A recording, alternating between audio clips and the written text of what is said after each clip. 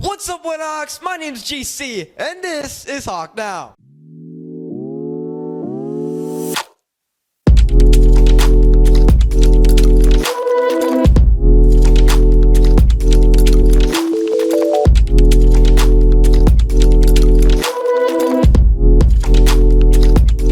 We know that Spanish and German are a big part of learning here in the high school. So for now on, every episode will have one word in each language for a new segment called Word of the Week.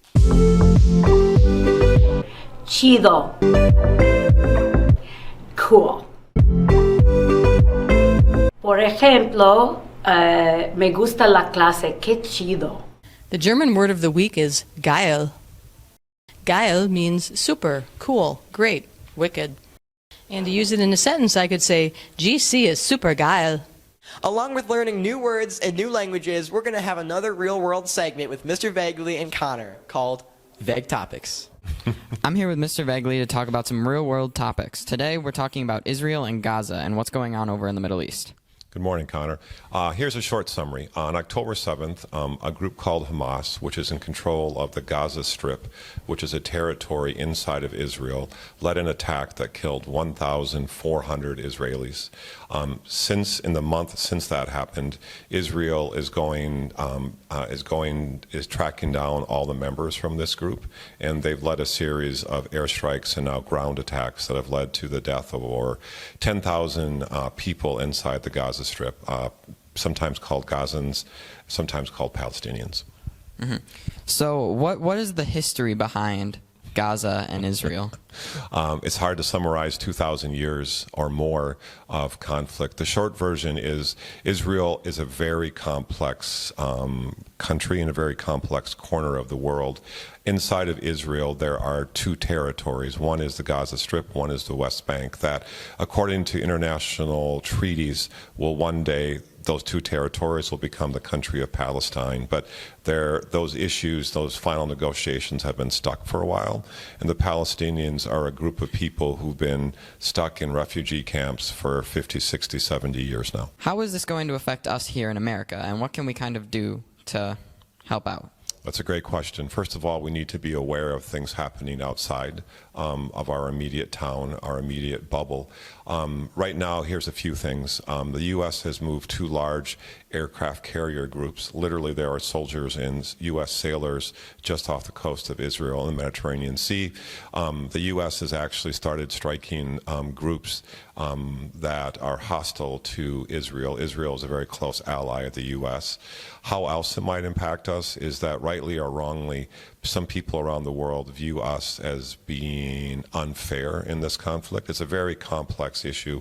In my opinion, there's no right, there's no wrong side. There's just a whole bunch of very invalid perspectives. But the world thinks that we're supporting one side, and unfairly, it impacts the other.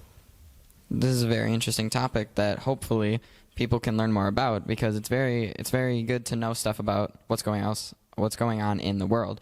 So if you have any other questions about this topic, please go talk to Mr. Vagley at the high school. Thank you, Connor. The high school sent off the boys cross-country team to state for the third time in a row.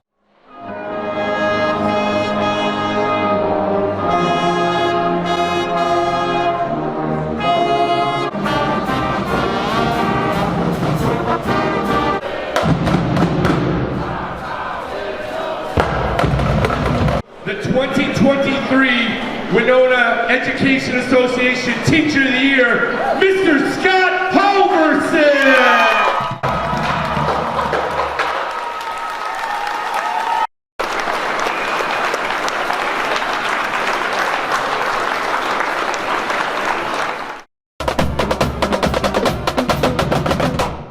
Here's some clips of the boys at their state meet.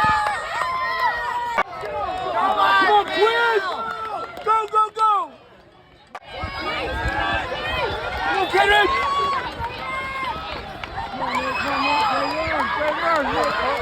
On the Sunday before Halloween, our marching band came together and had a concert full of soloists such as Sam and Sam and relevant songs by Taylor Swift.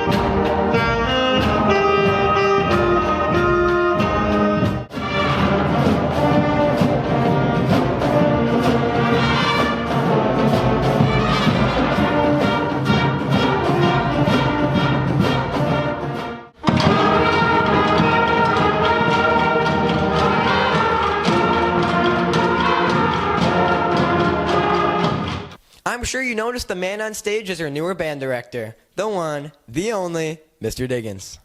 Okay, Mr. Diggins, how do you think this year's marching band concert went? I think it went really well. It's our first first try at a marching band concert here, and it was great to have all the kids, all the students together in grades 9 through 12. So what was one of your favorite pieces that we played at the concert? I'd say my favorite piece of the concert was "I Knew You Were Trouble" by Taylor Swift. It's loud, it's fast, it's exciting, and it featured the best instrument in the universe, the tuba. I don't know about that. Throughout your years of teaching, what's something that you've found that brings people together, and why should people be more involved in musical performances like this? I think live music is amazing. Anytime you can hear that or play it. If you're if you're an audience member, to go hear a band live, whether it's rock or pop or concert bands or marching bands or orchestras or choirs. Live music is exciting because it's you never know what can happen. It's a new performance every time we do it, and it's just great. As a musician, that's how we share our art with the audience. It's great to practice and work on stuff and get better at stuff, and get it out to the audience and let them hear what we've been working on. Yeah. That's almost all we got for you this week. And remember, if you have any questions or recommendations for Hawk Now, please come up to the Media Center or email Mr. Graves. And as always, our school, your news, Hawk Now. Sure.